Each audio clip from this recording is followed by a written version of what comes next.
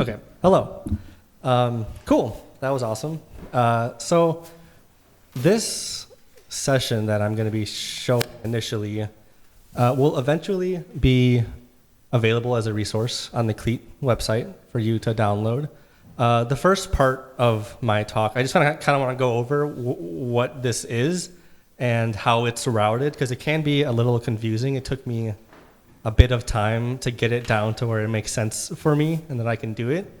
So I'm going to give a little bit of a tour of this session, and then after that, I'm going to talk a little bit about the work I did here in July, and also I don't actually have that specific session anymore, so I went ahead and I made something new last night to show like this session in effect and what you can do with it. So we of course have 16 channels here, and part of the difficult thing with me with Ableton was being able to hear everything that I was doing in stereo. So when I first started using Ableton, I had found that there was someone in 2019 who made essentially a suite of Macs for live devices that are meant for multi-channel audio, which will also be included in the session. So let me look at here. So basically there's these matrices, senders, receiver, panners, all these things that someone graciously gives away for free, which is awesome. And the first time I had to do a multi-channel thing, I was working with an artist at Northwestern, and we needed to do a 10.1 channel piece that required a bunch of randomization, but also a lot of scripted out things that were very precise of where sounds needed to go. And I initially started trying to do it in Max, but I just found that trying to shift between like the randomness and into like these very scripted things while also taking notes from the artist and making changes just wasn't working for me, basically. So I ended up diving into Ableton, since Ableton's clips in this view are really good at making random things happen, and then also having a timeline that I could just kind of mix between the random-esque parts and the scripted parts. And if I needed to make a change, like, oh, this needs to be here, I could just drag it to a different track, and it worked. So that was kind of like the inception of how I started using Ableton for multi-channel audio, and it kind of just, it's been so easy ever since, and I just keep doing it because it makes sense in my head. So how this works, this session works, is the Macs for live devices are able to essentially just output wherever you want to. So I'm going to go to this track, which is labeled delay, and one of the devices here on here is a delay. It's technically a random panner, which means it just kind of jumps from channel to channel. But if you see, I have a delay in front of that. So when you send audio to it, it will have delay and then go through the random panner. So, oops. All right. Did everyone hear that thing? Okay, cool. So basically how this works is you just turn on the amount of outputs you want. You can have 32 outputs, and then you send them to where you want to go. So I could have sent 1 and 2 out to an external output 1 and 2, which would have sent it in this system directly to this and this speaker. This is what I first tried to do, and it did not work. It didn't work because once I started doing stuff, I couldn't tell what was happening. I didn't have meters. I couldn't change levels easily. So I had to devise a different system. And what I figured out made the most sense was making return tracks and sending everything to the return track. So for people who are not Ableton users, return tracks are basically like aux tracks, but they're like buses in Ableton, and you just make them and they're here. So the great thing about sending audio to the return tracks is I can see the meters, and for example, A1 and 2 is right here. This is my channels 1 and 2 going out external out 1 and 2 to here. And if I need to EQ the channels, I can just throw an EQ on this track. You can't really do that by just sending things directly out to it. So that solved that problem. I can also just turn these channels up and down if I wanted to, which is great. The other benefit of using return tracks is that I can send the return tracks to other places. So inside of this session, I also created print tracks, which basically just record what you send to them. So I'm going to actually enable these. Thank you.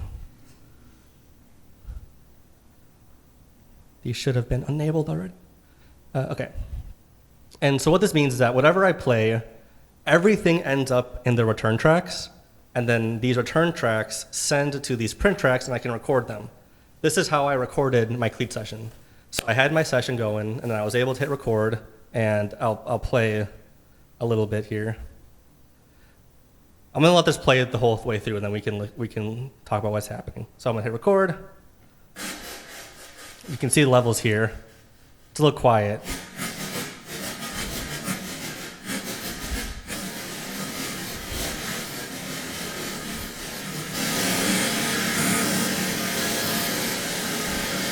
Cool.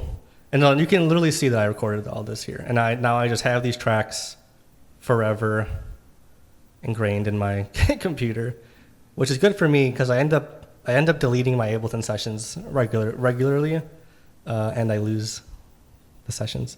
So this is almost like, printing out my things. So the session is already set up to do that.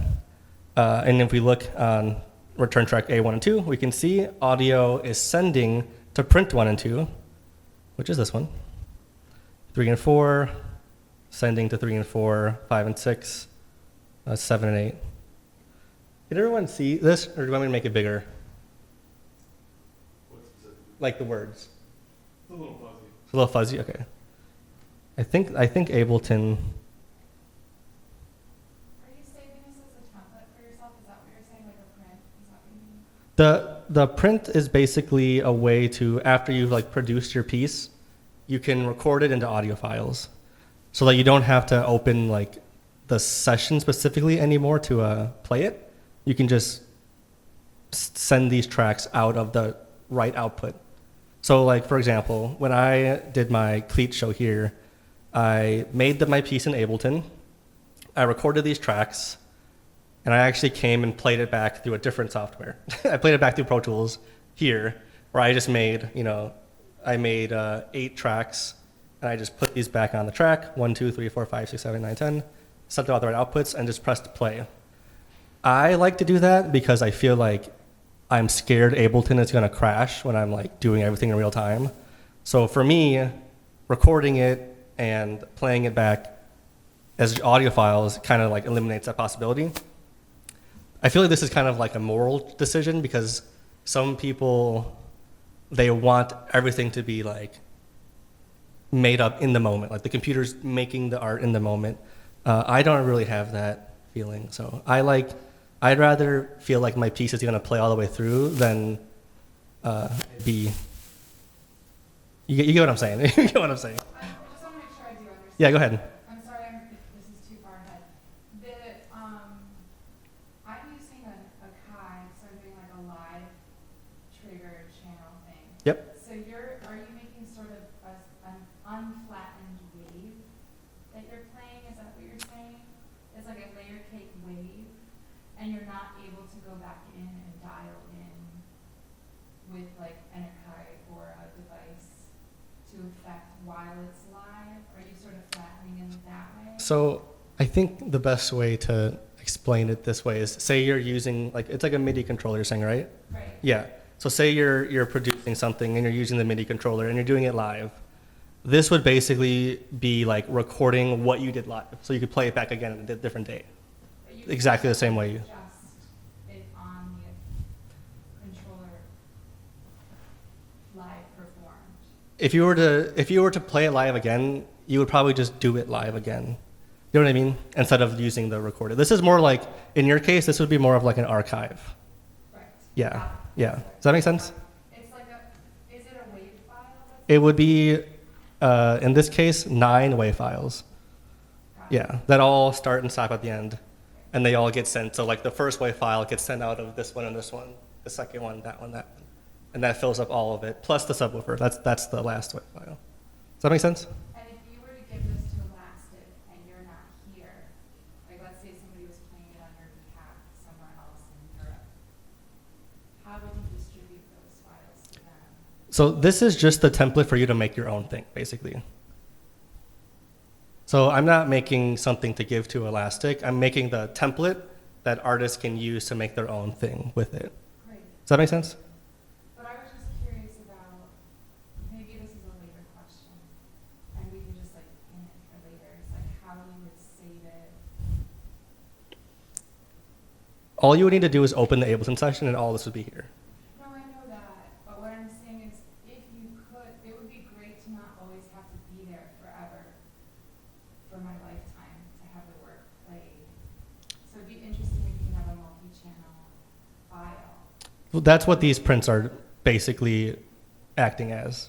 This in turn becomes your playback files. That's what I thought. So Yeah. I'm excited about that. Yeah, it's just not a single multi-channel file. It's 8 individual WAV files, stereo WAV files. But you could combine them into one single file if you wanted to. Yeah. Does everyone else feel good about where we're at? Cool. I have a quick question. Yeah, go ahead. Can you just walk us through the track in outputs from the initial track that the sound's being made to the auxes and then from the initial track to the prints? Yes. So let's take a look at this panner. This is probably one of the more useful ones. So one of the Max for Live devices is a multi-channel panner. And I went in and I recreated the CLEAT system's grid. So you can see 1, 2, 3, 4, 5, 6, 7, 8, blah, blah, blah, blah.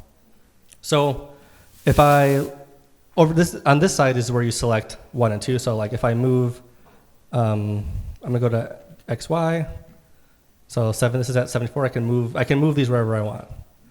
And each one of these is where it's getting sent to is the return tracks.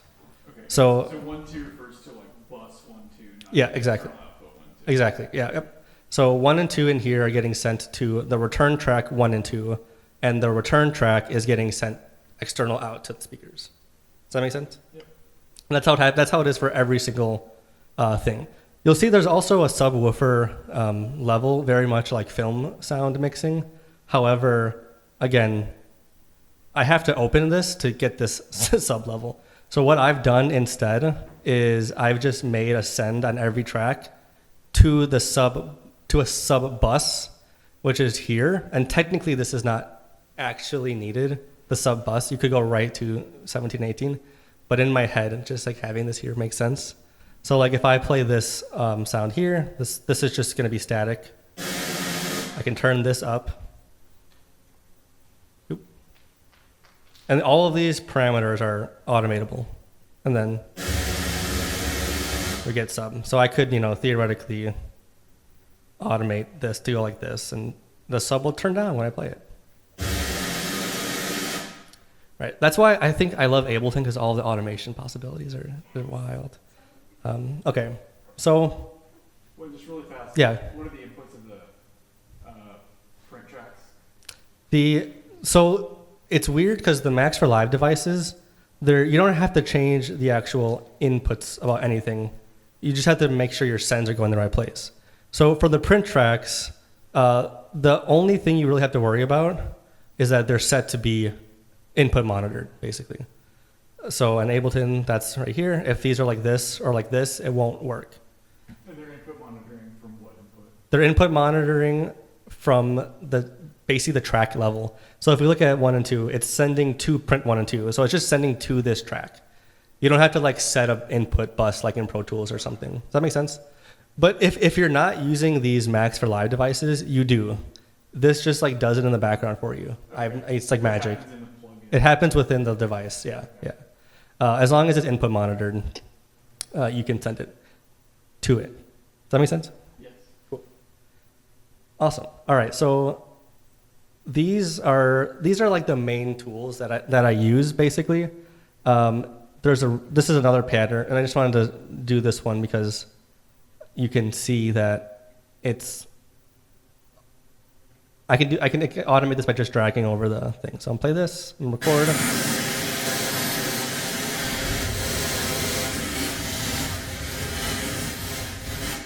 Right.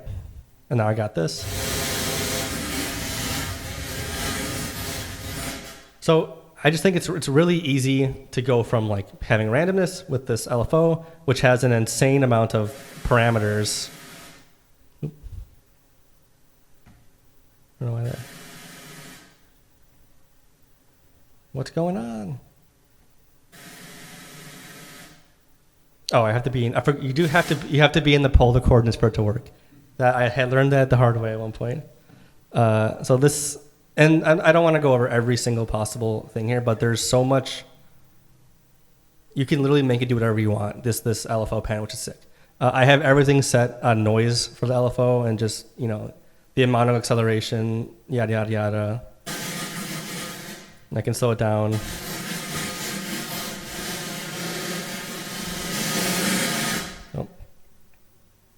I can make it so that it only stays in the middle, more in the middle, right?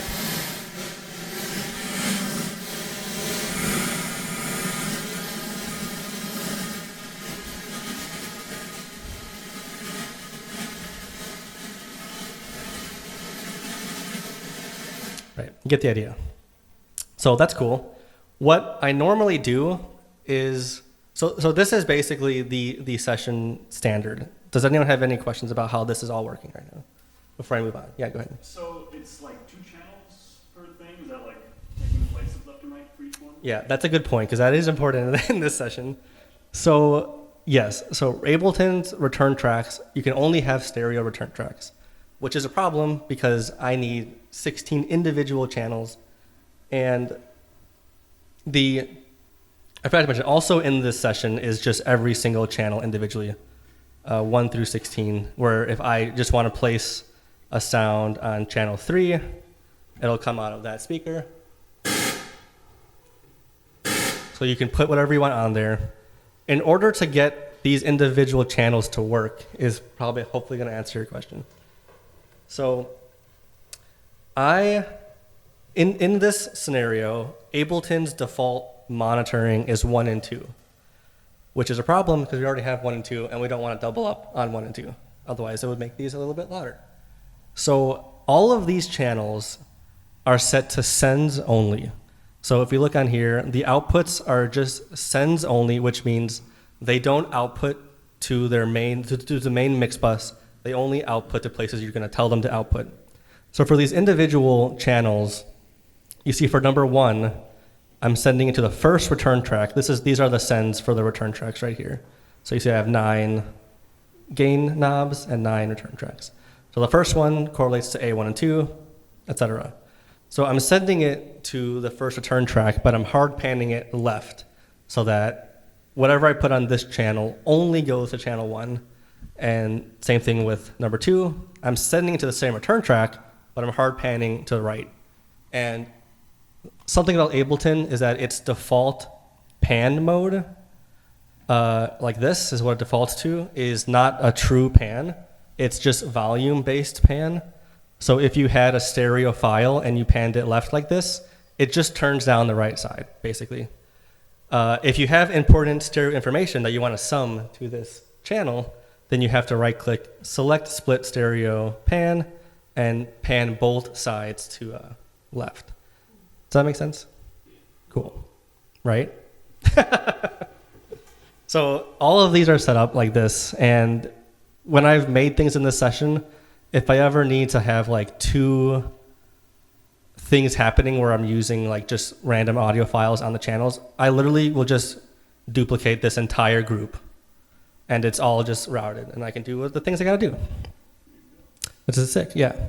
So sends only is really important because if you make a new audio track, like if I were to just make an audio track right here, it doesn't default to sends only. It defaults to the group that it's in or just to main 1 and 2 if you're not in a group. So always set this to sends only. The caveat though is that if you're not sending it anywhere, you won't hear anything because it's not going anywhere. So like if I were to turn this down here and just play this track, right? The level is blue because it's not going anywhere. So right now, sends only, but it's not being sent anywhere. So you have to remember to send things to the place. Cool. Does that make sense? Does that answer your question? Yeah, and then 17, 18 is the sub? 17 is the sub.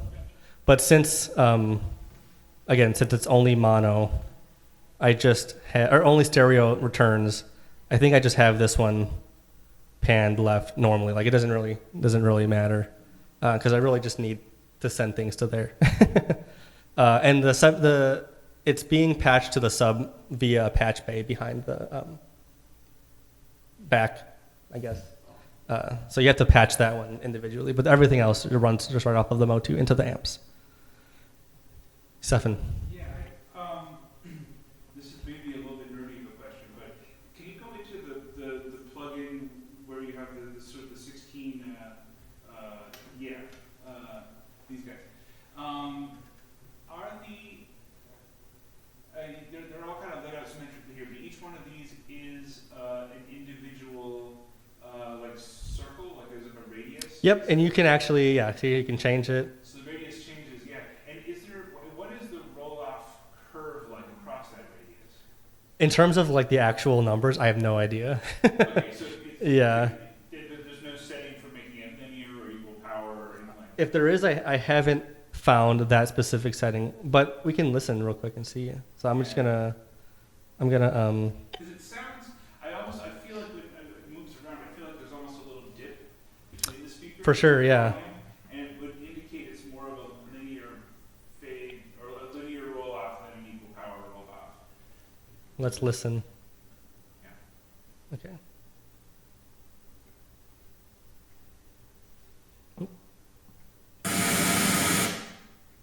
I'm just gonna go. Oh, maybe I can just. Yeah, I'll just do I'm on this one. Sorry, I'm on the wrong one. It's this one. It's a bunch of identical windows. Yeah. Yeah. And you also have the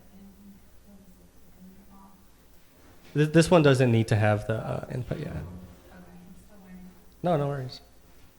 Okay, I'm just gonna go across. I'm gonna try to do it. Yeah, like this. 76 to plus 76 ish. Okay. Yeah, It's it's. pretty clearly louder on the speakers and dipping in between. Let's do this. Yeah. It's a lot better. It's a lot better. What did you do? I just turned up the size of the crossover. Yeah. You can adjust the size. You just can't. I don't know if you can make it linear or exponential. That feels pretty good. Yeah. Okay, cool. Well, now that we're here, I just want to do this. Yeah. Well, this is, yeah. Cool. Is this thing like an L shape? I thought it was going to go straight. It should be going just Just across this. across Strike the speakers. this one. Yeah. Oops. Sorry. Cool. Oh, I keep hitting that one. So that's a thing is kind of choosing where to set that. Yeah. Per I guess whatever you radius. want it to sound like. Yeah. Uh-huh. Can you explain again why you didn't have to turn the in on, and also review the kind of infinity 9 grid thing that's beneath This. the soloing of the tracks? Oh, this. Yeah, I just need Yeah. a review on So- those two things. So this doesn't need to be input monitored because I'm playing output. I'm playing audio out of it. The other ones, the print tracks, are being input and monitored because I'm recording into those tracks. I got it. Yeah. Thank you. And then these grid here is just the sends to the return tracks. So if I were to turn this one up like this, I'm just sending audio from here to this return track here. But on the panner tracks, I don't need to do that because it's all happening within the panner. Yeah. Thank you. Yep. So like if we look at this, So you go 5, 6, 7, 8. You'll see it reflected down here in 5, 6, 7, 8. See ya?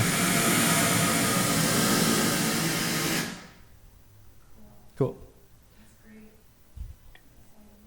great. Cool.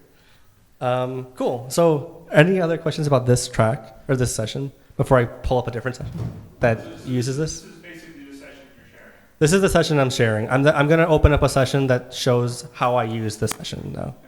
Any questions, sir? I don't suppose you have a read on whether it's lifetime compatible. Lifetime compatible? Yeah, That- Live 10. Live 10. This is made in Live 12, so I don't know if you can. I don't think it's backwards compatible to open It's not. and back. Yeah. So- Live is actively never backward compatible. Even Yeah. It's like $1 million. And if you open an old session, it makes you resave it in the new current version, even though you have the old version. It's annoying. Yeah. Pseudo subscription service. Kind of. Yeah. Cool. So let me open a different session called AA, of course. And I'll show you kind of how I use this session in something that I've made in the past and something I made last night. And I think that'll be it. Please, Ableton. Here's a follow-up question. Yeah, of course. If I could find the Max for Life plugins on their own, maybe could I check those for compatibility? They do work because I've used them. Well, I've used them in Ableton Live 11. So it was made in 2019. I assume it would work in all of them. I don't know. Yeah. It's a good chance. Yeah, I can include the link to Stefan or Sam, and they can do it. Okay. Now that everything is so zoomed in, it's like I have like no space to view my. I'm gonna go out of here. Sorry. Okay. Sick. Okay. So first, I just want to look at. I think I saved my. Okay. So over here, this is the recording of my CLEAT show from July 2023. So I still, luckily, since I recorded them to the prints, I'm able to still have them in play. And then over here, I have produced a different thing using this session that we'll go over. But just to kind of hear what I have done with it personally and how I've thought about the space, I'm just going to play some snippets from this piece. Oh yeah, so this piece is called Highway Hypnosis. It's supposed to simulate the feeling you get when you're driving, and then you like space out for like 20 minutes, and you're like, wow, how am I still alive and driving? I wasn't even paying attention. So I'll play a little bit. I'm going to skip around, but it starts with a car.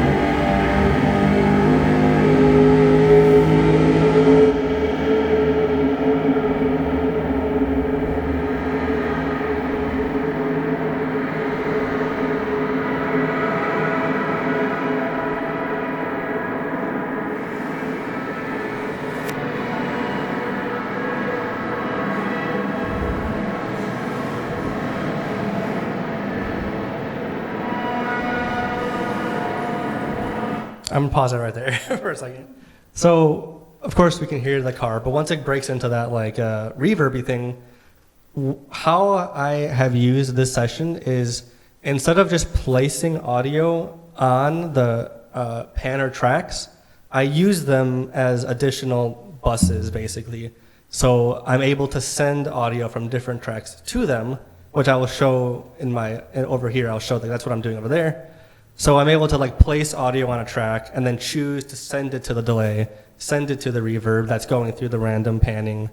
And I usually have more than one so that it's not the same panning motion for every single thing. That would not be very exciting. And you can kind of hear like I tried to simulate this idea of like the cars like passing you by here. Let me see.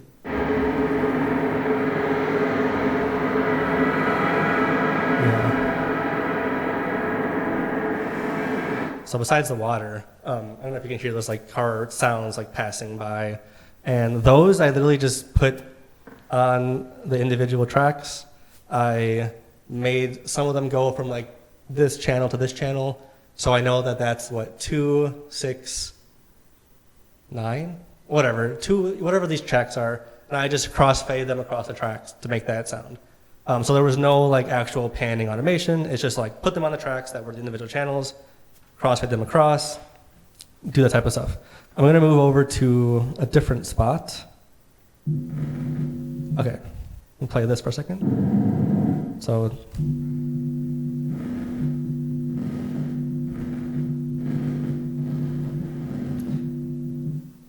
all of these, like, I think this is the Redux plugin in Pro Tools, or in Ableton, which is an awesome plugin. It's basically just like a lower sample rate, lower bit depth type plugin. But the nice thing about having every sound on individual channels is you can just place that plugin on all the channels and automate it on and off, and you're able to make things like this spatially. Where was I at?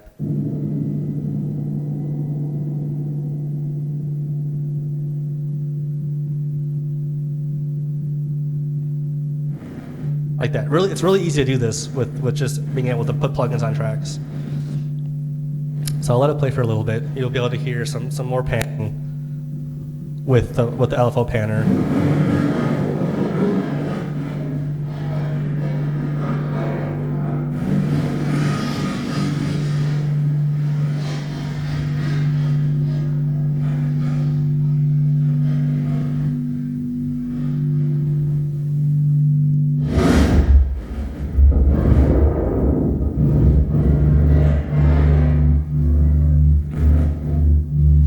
Cool. Does everyone hear that? It's hard to hear from where I'm sitting. But all of this is literally just sending things to the panners, but processing them through plugins first. Like that weird like metal sound is the I think it's called the Corpus plugin. Yeah, Corpus, which is like, simulating like running audio through like pipes and tin and whatever. And it has like this nice metallic sound. So it's like sending that sound with reverb on it itself through a panner, but then also sending it to a different panner and a different delay and a different reverb so that it kind of like moves in different ways. And it's not just like a single moving unit. Like the reverb moves independently from the sound, which I think is interesting to me instead of just having it as a unit. I feel like in my own life, I feel like reverb comes from everywhere, not like just the sound that it's at. So having the reverb come from a different place is cool to me. But this is essentially how I made this piece. The only other thing to note, I think, in this piece that's interesting is that since everything is on its own individual track, it's easy to just put things off sync. Yeah, okay, here. Let's see. So these are slowly going to go out of phase with each other.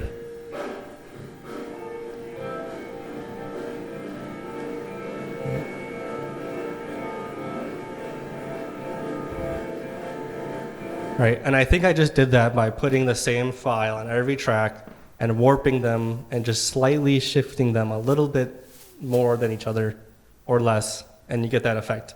It is easy to create. And the pieces that I make usually have some sort of, like beginning, middle, and end. So I like using Ableton because of its like timeline thing. I haven't really made a piece that just kind of like exists as like a thing that's happening. So for me, this makes sense. Any questions so far before I go into this monstrosity? Sick. I actually, sorry, I have one question. Yep. Just from a composing standpoint, because you're talking a little instead about your creative practice, can you talk about what led you spatially to maybe do some of those effects that you like?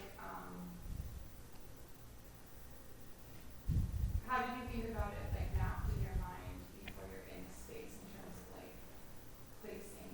Did you just want to vary them, or was there like you created like a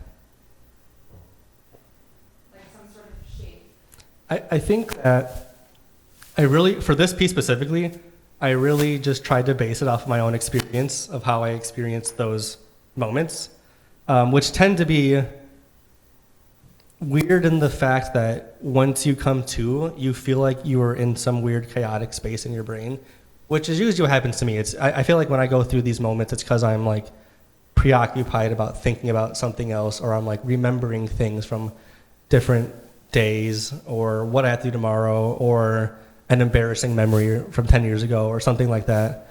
So for me, I wasn't thinking about it so much as a shape, as more of like a feeling, I guess. Like I wanted it to feel like how I felt when I was there, where you are right now. So a lot of the movement and the spacing of where I did that was, does this make me feel like how I feel type? Does that make sense? Cool. Sick. Okay, so on a completely different note, I made a house track for the CLEAT system. Well, I attempted to, I'll say that. It's unfinished, but I was like curious to see if I could do this. And one thing that I didn't go over, which I think is really useful in this session, is that currently I have all of these return tracks outputting to their respective outputs. But when I'm making something, I send all of these to the same 1 and 2 output, and I'll pan them. See, it's already kind of have it going on. I gotta fix the pans here. So yeah, you can kind of see I already had it like this. So I'll pan them in a way that I can listen to it in stereo and it makes sense. So for 1 and 2, I pan the left channel, hard right, and I pan number 2, hard left, and I pan number 2, 16 left, which is a difference of 34 Ableton units, whatever that is. And then on 3 and 4, I'll pan channel 3, which is that one, 16 right, which is a difference of 34, I think, 32. They're not exact. And then the next one is, that way. So I get a similar stereo spread of how it's going to sound in the room by doing this on every single track. And I can kind of get this, I can like feel the panning, I can feel where things are placed, but of course you don't get back to front, you just get left to right. But the reason I'm saying this is because I composed this piece and I never got to test it in this room till today. So I was able to use this monitoring situation in stereo in a way that actually I don't think sounds that bad in here. Okay, so now that I fix that. Oh, sorry, these have to be like this. I'm doing it wrong. Does that make sense? What I mean about like the panning of these when I'm producing versus playing back? Yep, cool. Okay, and of course you could make these like it can be like this, and it doesn't matter. I have to go into split pan so that I can pan the channels individually. Okay, nope. Okay, I'm sure I missed one, but here we go.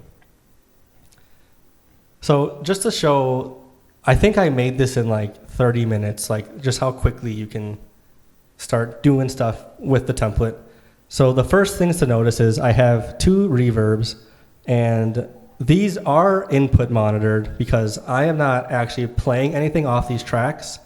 I am sending these tracks to that track. So if we look on here, I have one of these Max for Live devices that is just called Audio Sends, and you can basically just select these and choose where they go. I have to find one that's I'm actually using. Okay, here we go. So I have the first option here, sending to the delay that I have up here, right here, and I have this one, setting to reverb 1. So I can automate these sends, which then sends whatever's happening on that track to the reverb, which is running through Valhalla Vintage Verb, through the panner, through the LFO, through a sidechain. I have everything sidechained to the kick. In this case, the delay, runs through the delay, compressor, and then the random panner. Does that make sense? Cool. So let me just give an example. So I have, Where is my shakers? This. So if I solo this, so I have this, and I have two sends on here. I have this shaker sending out of 1, 2, 3, 4, and then if it's not yellow, it's off. And then 13, 14, 15, 16. So this shaker is only coming on this side and the very far back wall. And the kick is alternately in the middle.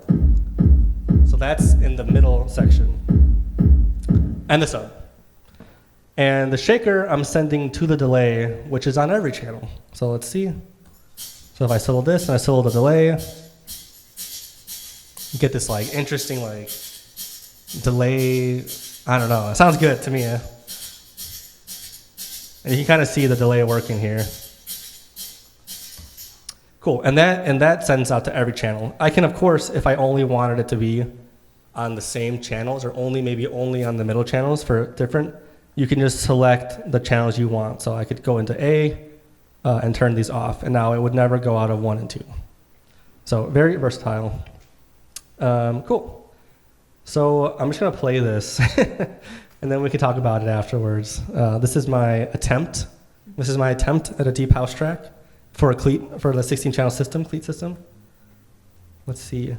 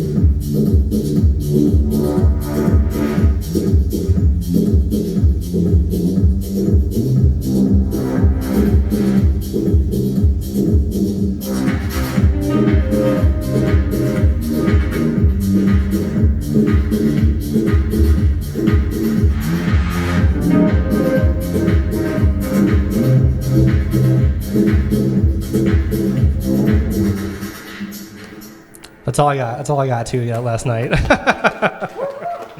Thanks.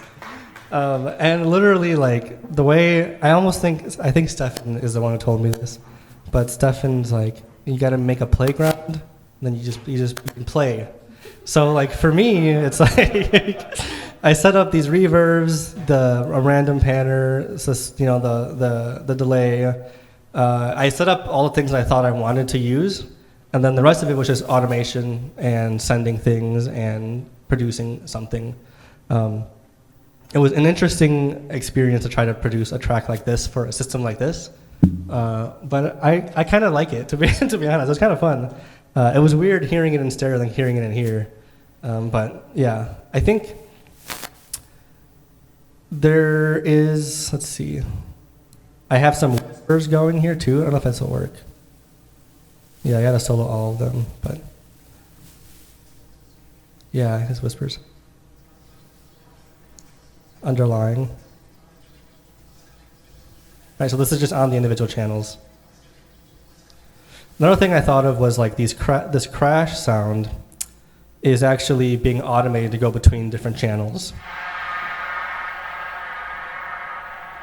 right? And you can really just look at this here and see how I'm doing it. I'm automating on and off, right? So when I was thinking about this one, I just wanted to create some sort of movement, but keeping like the kick and stuff like centered, I guess, in the circle. But yeah, if there's no questions, that was kind of all I had to talk about. Is there any questions about like this? I kind of have a question about the cleat system in general. Yeah. Are the heads like independent, or is each like bell treated as like one speaker? Each speaker is playing the same thing out of each speaker. That's one unit playing everything out of 6 speakers, right, Stefan? Yes. Okay. Stefan is. There are speakers made that don't behave that way, but all of the speakers here do behave that way. Yeah. Cool. Any other? Oh, you can see I also recorded this last night because I was afraid I was going to open it and it wasn't going to work today. So I recorded this track yesterday so that if it didn't work, I would at least be able to play it out of the system. So that's why these print tracks are really nice. Cool. I feel good. Any questions? I have a couple other ones. Yeah. So like, how do you think about like, if you're doing a show, like where someone might be sitting, and how that might affect their experience spatially? So one of my mentors told me that you have to give up the idea that everyone is going to experience the same thing. So you kind of have to like, this is how I think about it at least. You kind of have to like lose that idea of like trying to give everybody the same experience and just accept that like someone standing over there maybe won't hear what you play quietly out of that speaker, but someone over here will. And I think that's beautiful because then everybody in the room has a different experience, a different remembrance of your piece. Does that answer your question? That, like isolating certain areas, like oh, we're gonna do like this little like what do you call it, diorama like in the corner, and like something else is going on in that corner. Say it again? You kind of have like spatially set up where it's like we can have like this thing happening in the corner, and then like in the center there's like the main thing, and then it's like side things happening. I think you could do that. I think that this room is small enough that it won't be completely separate if that's what you're trying to do. Like you'll still get bleed from the other speakers. But I think we were mentioning like at the Pritzker Pavilion, those speakers are so far away from each other that if you play something quietly out of one and someone is 40 feet away, they probably won't even hear it, period. So in here, I think it's pretty, you can do it. In your shows, do you have people walking around or just sitting in the same spot? I think people should walk around usually, yeah. I went to a Crete show where they didn't have seats, Yeah. primarily, and so it was a walk-around experience. I think that's pretty common. Like there's like not usually seats, right, Stefan? I think it varies. Yeah, I mean, sometimes sometimes we put the seats out, but we put them facing every different direction. Sometimes the artist really wants people to sort of sit down and listen. Sometimes they really want people to get up and walk around. I'd say every show we try and leave it open to whatever the artist's intention is. So yeah, it can take a lot of different forms, but we've definitely had the sort of audience milling around version of this. Yeah. I think it's just hard to really hear the system if you're sitting outside of it. Like if you're sitting over there, it just kind of sounds like stuff is happening over here. In the same spot. Yeah. So walking around is fun. Any other questions? Yep. Seeing this like monitoring, is there like a master bus where you can see your output for all 16, 17? Yes. So the return tracks essentially become that. So like if I play this, you'll see the meters here. Yeah, Um, that's like the only place where you're really seeing it. yes. Yeah. Sorry. Say it again. So then are you able to, if you're going to do like any kind of, high level mixing over the entire thing, you're just going to copy and paste that on all of those? Yeah. There's no like single track that can apply an EQ over the entire, unless you had some digital signal processor in the back, like actually a rack thing. Yeah, you'd have to go in on every track. Like you could add on this track. So I have a limiter on there. You can see I have a limiter just in case. But you could add Pro Q3. The only thing is you have to add it before the sends, or else it won't record the processing. But I'm pretty sure I'm gonna forget how to actually do it. But Pro Q3 can do left right EQ, so you can EQ the left side from the right side. I don't remember how to actually get to it. Now I'm curious. Here we go, left right. So right, you could EQ this like this, and you would know that that's only affecting that channel, because on A1 and 2, one is left. And then you could switch to the right, like this. And this will be EQing that speaker. Does that make sense? Yeah, I have found that in general, I don't have different EQs per speaker. I have like a general like okay, like this room is super, you know, boomy in 200, and I can do this across every track and it's fine. You know, everything else happens at the track level. You know, and then when you're monitoring in stereo, the main master fader does control every level, but that's because everything's going to it. Yeah. Cool. I think that's all I got for you. Yeah, go ahead. Just like out there, but are there any cool shenanigans you can do with like polarity inversion? So I was thinking about, okay, so something else I didn't talk about is on one of these tracks, I think it's this track here. Okay. Yeah, this track, I have a whole bunch of crap going on. So I got these LFOs adjusting the volume randomly. So all individual channels have their own processing, which is then getting sent to the return track. And these LFOs here are controlling the volume of certain ones. But what I have here is I have a frequency shifter on both, and I've mapped it so that every frequency shifter, this is like getting into Ableton weeds now, but every frequency shifter goes to a different amount, right? So if I turn this up, this macro, there we go. So this one's at 300, 400, 500, etc. And let's hear what it sounds like, because it sounds interesting.